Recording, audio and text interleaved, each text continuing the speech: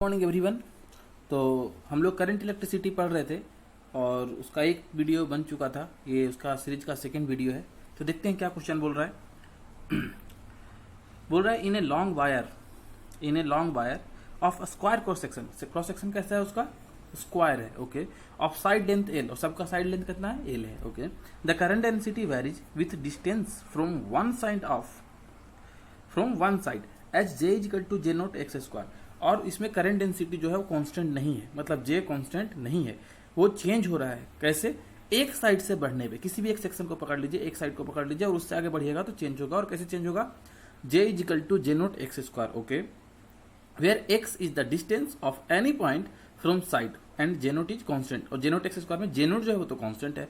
तो बोल रहा है फाइंड करंट इन वायर। एक बार आप लोग खुद से इसको ट्राई कीजिए वीडियो पॉज करके, और जब नहीं बने तब आगे देखिए। तो ठीक है, देखते हैं। सब कुछ तो दिया हुआ है। हमने एक स्क्वायर क्रॉस सेक्शन ले लिया और बोला था किसी भी एक साइड से एक्स डिस्टेंस पे जाके हम क्या किए, पूरा लेंथ एल है, इसका एल एल एल सब लेल है। और बोला था इसका जो जे है वो चेंज हो रहा है। कैसे? जे नोट एक्स स्क्वायर। और कैसे चेंज हो रहा है? एक साइड से बढ़ने पे। तो हमने एक साइड से यहां से बढ़ा और यहां तक आ गया और एक्स डिस्टेंस पे आ गया और एक छोटा सा स्ट्रिप मान लिया और इसका थिकनेस को dx मान लिया। ठीक है, इसके थिकनेस को dx मान लिए। चलो, तो हमको पता है कि डी क्या होता है, पीछे भी देख चुके थे। D I J into D A होगा, एक छोटा सा स्ट्रिप का जे डी ए होगा कि नहीं होगा? ओके, जे डी ए होगा। तो डी आई हो गया जे डी ए। कहां से कहां तक? एक छोटा सा अगर हम निकाल ले, इंटीग्रेट कर दे जीरो से लेके एल तक, इंटीग्रेट कर देगा जीरो से लेके एल तक, तो पूरे सिस्टम में कितना फ्लो हो रहा है वो पता चल जाएगा। तो हमने इंटीग्रेट कर दिया और लिमिट कितना से कितना, जीरो टू एल पुट कर दिया। जे के बदले क्वेश्चन दिया हुआ था जे नोट एक्स स्क्वायर, पुट कर दिया। डी ए कितना होगा? तो इसका एक सेक्शन कितना है देख लो, इसका एरिया कितना होगा छोटे सा वाले का? तो थिकनेस है dx और लेंथ कितना है l, तो l into D x. So l into D x is the D A. तो जे नोट कॉन्स्टेंट था तो बाहर, l कॉन्स्टेंट था तो बाहर, अंदर क्या बचा? X square D x. अंदर क्या बचा? X square D x. तो उसका इंटीग्रेशन क्या हो जाएगा? X Q by three. उसका इंटीग्रेशन क्या हो जाएगा? X Q by three. और लिमिट पुट कर देंगे कहां से कहां तक? जीरो टू एल तक। तो कितना हो जाएगा? L Q by three minus zero Q by three, तो सिर्फ एल क्यू बाई थ्री। तो L Q by three L पहले से ही था, तो एल की पावर 4/3। तो इतना करंट जाएगा अगर कोई स्क्वायर क्रॉस सेक्शन है और उसका करंट डेंसिटी चेंज हो रहा है J naught x square from one side. ठीक है, आगे देखते हैं। अब drift velocity of free electrons क्या देखने वाले हैं? Drift velocity. तो देखो, मान लीजिए कि ये कंडक्टर था, ये क्या था? अपना कंडक्टर, ये वाला अपना कंडक्टर था। इसमें हम दोनों साइड से ये जो बैटरी अप्लाई करते थे, ये हम अभी अप्लाई नहीं किए। विदाउट बैटरी का है, विदाउट पोटेंशियल डिफरेंस का है। अभी इसमें कुछ भी पोटेंशियल डिफरेंस नहीं है। जब पोटेंशियल डिफरेंस नहीं होता है तब क्या होता है कि इसके अंदर जितने भी इलेक्ट्रॉन्स हैं, चार्ज हैं, वो रैंडम मोशन चलते रहते हैं। कैसे चलते रहते हैं? रैंडम चलते रहते हैं। तो ये ऐसे ऐसे ऐसे ऐसे ऐसे ऐसे चलेंगे, फिर टकराएंगे कहीं, फिर टकरा के वापिस आएंगे, ऐसे ऐसे चलेंगे, टकराते रहते हैं। तो यही दिखाया हुआ है कि ये मॉलिक्यूल्स था, यहां से चलना चालू किया और ये चला ऐसे ऐसे ऐसे ऐसे ऐसे और ये पूरा चला, फिर यहां से वापिस आया, ऐसे टकराया, इस पॉइंट पे आके टकरा गया। ये तो तब था जब इसमें हम कोई भी पोटेंशियल डिफरेंस अप्लाई नहीं किए थे दोनों छोर से। ठीक है, तो जब भी हम पोटेंशियल डिफरेंस अप्लाई नहीं करते हैं, अगर बैटरी से कनेक्ट नहीं करते हैं, तो जो इलेक्ट्रॉन्स होते हैं वो रैंडमली मोशन करते हैं, टकराएगा, कहीं भी जाएगा, आएगा, उसका कोई फिक्स नहीं है। तो ये लिखा हुआ है कि before applying any potential difference across the ends free electrons perform random, और इसी का दूसरा नाम है ब्राउनियन मोशन, रैंडम मोशन या Brownian motion in zigzag path. Zigzag path पे चलते रहता है। जिगजैग पाथ पे क्यों चलता है? जैसे कि जिगजैग पाथ पे लेके चला कि इलेक्ट्रॉन चला, यहां से यहां गया, दूसरा इलेक्ट्रॉन से टकरा के पाथ चेंज कर लिया, फिर यहाँ पे कोई इलेक्ट्रॉन मिला, इसे टकरा के वापिस यहाँ चला गया, फिर कोई इलेक्ट्रॉन मिला, इसे टकरा के ऐसे आ गया। इसलिए जिगजैग पाथ पे चलता रहता है। और जब भी ध्यान देना बात को, अभी तक हम क्या बात कर रहे हैं? कभी बैटरी कनेक्ट नहीं किए, पोटेंशियल डिफरेंस नहीं दिए, तब जो इलेक्ट्रॉन्स चल रहा है, मॉलिक्यूल्स चल रहा है, उसका जो पाथ है वो जिगजैग पाथ है, उसकी जो स्पीड है वो रैंडम है। तो रैंडम स्पीड, अभी वोल्टेज अप्लाई नहीं हुआ है, जिगजैग पाथ पे चल रहा है, तो इस टाइम पे जो इलेक्ट्रॉन्स या इसके जो मॉलिक्यूल्स हैं उसकी जो स्पीड होती है, उस स्पीड को हम कहते हैं रैंडम स्पीड, और वो अप्रॉक्सीमेटली 10⁻⁶ मीटर पर सेकेंड के बराबर होती है। तो ये वाला वैल्यू याद रखो, कभी कभी न्यूमेरिकल में इसका यूज हो जाएगा। ठीक है, path of electron is zigzag due to collision. पहले बता दिए थे कि क्यों होता है, टकरा जाता है इसलिए, with atoms of conducting wire. हो गया है। तो if we apply potential difference across the ends of the wire, अब देखो क्या बोल रहा है पहले तो जिगजैग मोशन में चल रहा था, लेकिन अब हम क्या कर रहे हैं, क्या पोटेंशियल अप्लाई कर रहे हैं। तो चलो इसमें हमने पोटेंशियल अप्लाई कर दिया। पहले जिगजैग चल रहा था, जिगजैग चल रहा था, अब हमने इसमें पोटेंशियल लगा दिया, पोटेंशियल अप्लाई कर दिया। ये बड़ा वाला है तो हो गया प्लस, ये छोटा वाला है तो हो गया माइनस। ठीक है, तो जैसे ही ऐसे करते हैं तो हमको पता है कि प्लस से माइनस की ओर इलेक्ट्रिक फील्ड होता है, तो हमने इलेक्ट्रिक फील्ड का डायरेक्शन दे दिया। इलेक्ट्रिक फील्ड क्या हो गया भैया, इधर हो गया। ओके, इलेक्ट्रिक फील्ड का डायरेक्शन दे दिया।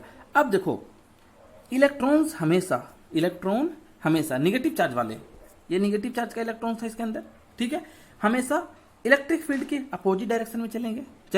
तो इलेक्ट्रिक फील्ड यहाँ पे पोटेंशियल अप्लाई करने की वजह से इसमें एक इलेक्ट्रिक फील्ड जनरेट हो गया। क्या हो गया, इलेक्ट्रिक फील्ड जनरेट हो गया, इलेक्ट्रिक फील्ड आ गया, जिससे यहाँ पे हमारे पास ई आ गया।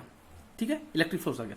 अब इस फोर्स से, इलेक्ट्रोमैग्नेटिक फोर्स से, इलेक्ट्रोस्टैटिक फोर्स से क्या होगा कि इसकी वजह से यहाँ पे जो इलेक्ट्रॉन्स थे, जो सारे इसके अंदर जो इलेक्ट्रॉन्स थे, उस इलेक्ट्रॉन्स को क्या करेगा, इस फील्ड, ये वाला फील्ड आने की वजह से वो इलेक्ट्रॉन्स इसके अपोजिट डायरेक्शन में ट्रेवल करने लगेगा, सारा इस डायरेक्शन में जाने लगेगा, इसके अंदर वाला पार्ट, बाहर नहीं, इसके अंदर वाला पार्ट। ठीक है, तो क्या होगा कि हम देखो दिखा दिए कि ये जो इलेक्ट्रॉन्स था वो इस डायरेक्शन में चलने लगा। और कितने से चलेगा, फोर्स से।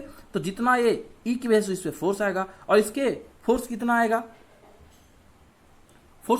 इस पे ई इंटू ई के बराबर आएगा, के बराबर आएगा। ठीक है, ये ई नहीं, यहाँ पे थोड़ा सुधार लेना, यहाँ पे स्मॉल ई जो कि है, अगर चार्ज होता तो क्यू ई के बराबर आता, अगर चार्ज होता तो क्यू ई के बराबर आता। यहाँ पे इलेक्ट्रॉन से ई लिखा हुआ है इसलिए ई होगा। ठीक है, तो यहाँ पे ये इस डायरेक्शन में होगा। अब हुआ क्या होगा, देखो पहले जब हम पोटेंशियल अप्लाई नहीं किए थे तो पाथ कैसे चल रहा था, ये ऐसे चल रहा था। यहाँ पे ये स्टार्टिंग वाला पॉइंट था, और ये ऐसे चल के फिर वापिस जैसा भी गया था।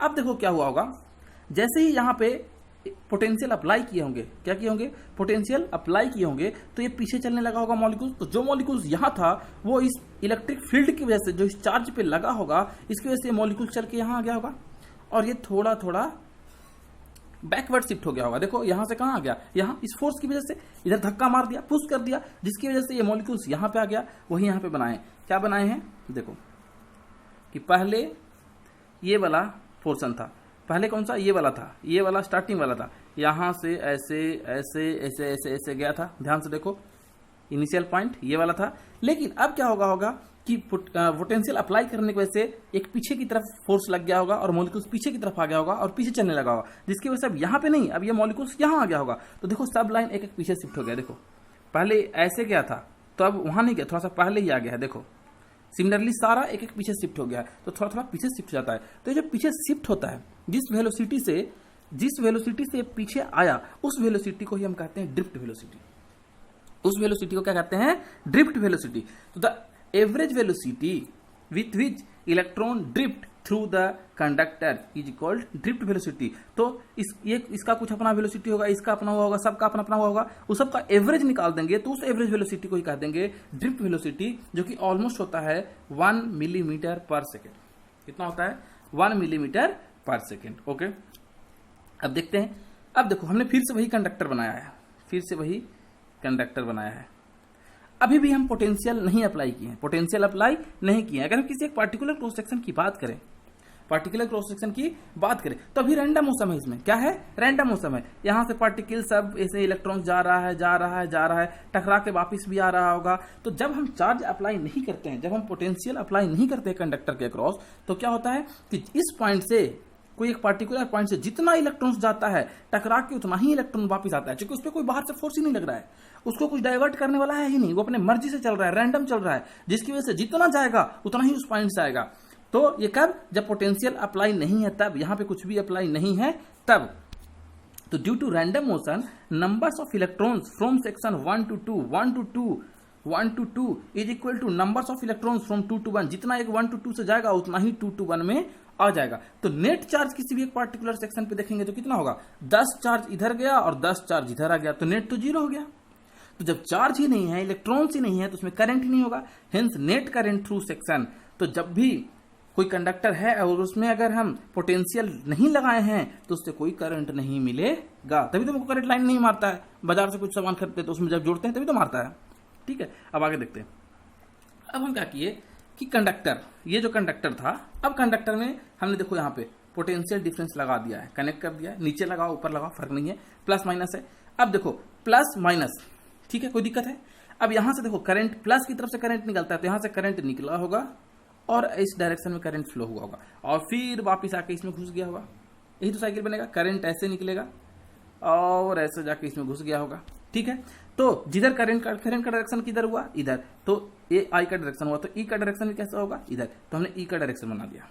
ठीक है, लेकिन अब पोटेंशियल डिफरेंस पे सपोज करो कि ये कोई सेक्शन था, ये कोई सेक्शन था, यहां से कुछ मॉलिक्यूल्स पहले ऐसे जा रहे थे, कुछ मॉलिक्यूल्स ऐसे जा रहे थे, लेकिन अब हम क्या कर दिए कि पोटेंशियल लगा दिए। अब जैसी पोटेंशियल लगाएंगे तो ड्रिफ्ट वेलोसिटी है किस डायरेक्शन में लग गया होगा और मॉलिक्यूल्स को इधर धक्का मारने लगा होगा, तो इधर जाने वाला मॉलिक्यूल्स की संख्या ज्यादा हो गया होगा उस टाइम, क्योंकि फोर्स की वजह से E इंटू ई की वजह से एक इधर फोर्स लग गया होगा और सारे मॉलिक्यूल्स को इधर धक्का मारने लगा होगा, तो इधर जाने वाला की संख्या बढ़ गया होगा, मतलब 2 to 1 मॉलिक्यूल्स ज्यादा हो गया होगा। तो देखो वही लिखा हुआ है कि numbers of electrons from 2 to 1 will be greater than numbers of electrons 1 to 2। 1 to 2 में जितना गया होगा उससे ज्यादा गया होगा 2 to 1 में। तो जब ऐसा हुआ होगा कि इधर गया 10 इलेक्ट्रॉन और इधर चला गया 15 इलेक्ट्रॉन, तो क्या हुआ, इधर नेट 5 हो गया, हुआ कि नहीं। एक क्रॉस सेक्शन की बात करें इसको कि यहां से 10 आया और इधर से 15 गया, तो नेट कितना आया, 5 ही रुपए तो गया। कोई तुमको 10 रुपया दिया और 15 रुपया छीन लिया, तो कितना छीना, 5 ही तो छीना, तो नेट हो गया कितना, 5। हेंस अब 5 इलेक्ट्रॉन किधर चला गया, 5 इलेक्ट्रॉन इधर चला गया, और जिधर इलेक्ट्रॉन्स निगेटिव वाले इलेक्ट्रॉन जाते हैं उसके अपोजिट में करंट होते हैं, अभी बताए थे। ई भी उसके साथ ही होता है, अपोजिट में होता है। आई और ई का डायरेक्शन ये होगा, मतलब कि 1 to 2 करंट फ्लो होने लगेगा, और करंट फ्लो हो भी रहा था, देख लो करंट फ्लो हो भी रहा था। Hence there is current from 1 to 2 opposite to the flow of negative charge. ये पहला का चार्ज पहले चैप्टर में भी देखे थे कि निगेटिव चार्ज के अपोजिट में करंट फ्लो होता है।